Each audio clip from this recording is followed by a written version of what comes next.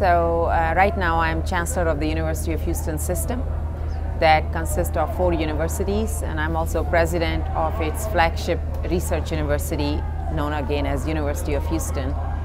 I've been there for 6 years. Prior to that, I was at University of South Florida in Tampa, Florida for 22 years, starting as a assistant professor and finishing as the senior vice president there.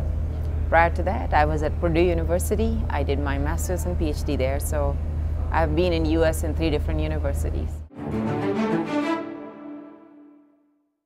There are about 25 million of us who are outside of India. We live outside of India, but I'm sure everybody will tell you that their heart is with India. And in the United States particularly, I have seen in the last 5 years, there is a much more institutionalized connection with India. But still, I think that there is so much more to be done, because it's every other month, I'm sure I'm contacted by somebody who generally says, well, I really want to do something in India, for India. How do I do that? And I do connect them with people here.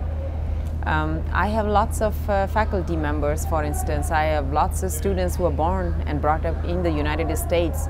I don't think even half of them are deeply connected here. That tells me that the potential is absolutely enormous. And what they're looking from India basically is a way to connect, but also a way to give back, and a way to learn, and a way to find some gratification. Because even when people are investing in India, it's not just a monetary deal, for them, because then they could go and look and invest anywhere in the world. The reason they're doing it here is because it gives them some kind of emotional connection and attachment. So I think what the Ministry of Overseas Indian Affairs and what OIFC are doing, which is connecting very consciously with the Indian diaspora, I think is absolutely wonderful. It has brought a lot of results, and I'm sure it will continue to reap a lot of benefits. So we have a number of agreements with Indian universities, and we have one of the largest population of Indian students studying in any US universities. We also have a very interesting program called Teach India, where our College of Education graduates, after they finish their college, for 2 years they come to India and they go in rural side and they teach. And these are not necessarily the Indian Americans. I mean, these are American students. But with universities, we have collaborations with IITs, with universities like Delhi University. Sometimes it's bringing PhD students there. Sometimes it's really having a dual degree, so that you can finish in 5 years instead of 6 years your bachelor's and your master's. Sometimes it's a research collaboration, sometimes it's an exchange for faculty and students. But in whatever way we can collaborate, in whatever way we can connect, we try to do, and we have desire to do more. We have also established at the University of Houston an India Studies Center.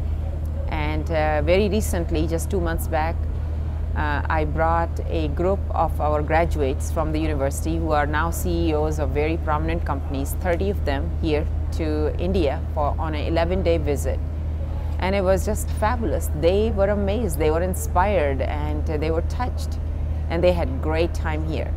So I think there is still a lot more that we can do. I would love to see courses on India in the mainstream in American universities, because I think there's so much people want to learn about India, and it's a good thing because India is a major global power now. Yeah.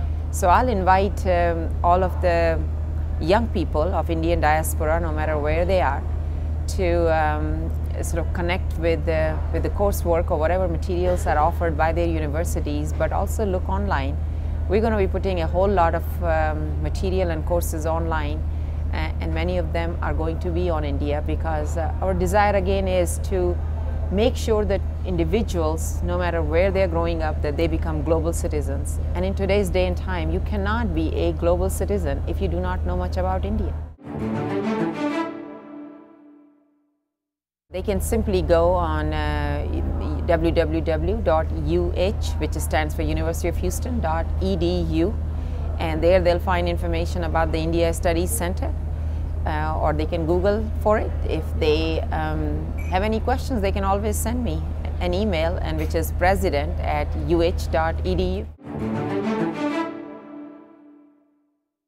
I think I see private sector being involved in the education sector in a very aggressive way in the last 10 years or so. But I still think the private sector is busy in opening private universities. So the two sectors, the private and public, are working in their own sphere. I would like to see the private sector joining hands with public universities and is strengthening their capability. And the reason is because the public universities have years and years of knowledge base. They have the infrastructure. And if they can get interest, support from the private sector, I think the Indian education system, particularly in higher education, can transform itself. I think that's very important. Secondly, I would say that a different kind of collaboration with foreign universities is important as well.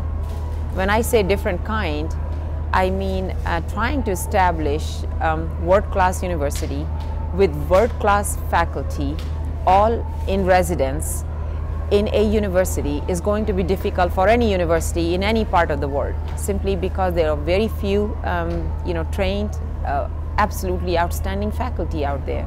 We're not producing enough PhDs.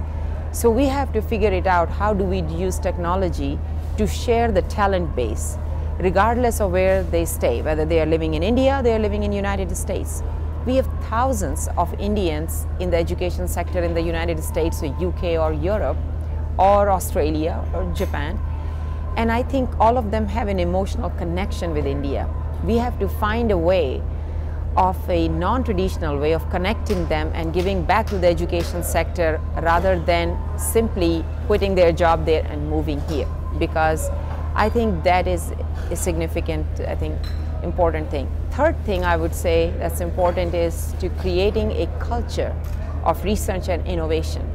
Because even if the best of the institutions here, like IITs that are known for their product all over the world, do not have the same level of comparative research and innovation that you see in research universities everywhere else. And it's not about just doing research, it's about really creating a culture of research and innovation. And there's a long road ahead in that sense, but it can be done. At the University of Houston, we have a culture for innovation now, to the point where undergraduate students are starting up their own companies. And that's the kind of thing, with the incubation of ideas, with giving people an environment in which to be creative, to be independent, to be self-accountable, and yet to produce and to compete with one another. I think that's going to be key for India. And India can do it because we have brain power and we have such good hold on technology. And tomorrow's innovative ideas and models will need the brain power and they'll need technology. And we have both the things here. OIFC, I think, is a very institutionalized form that has a focused interest and a focused effort in reaching out to the diaspora. And I think just keeping those communication levels, just enhancing those, listening from what the diaspora wants and connecting them back here, I think in any of those mechanisms, any of those methods will be very useful.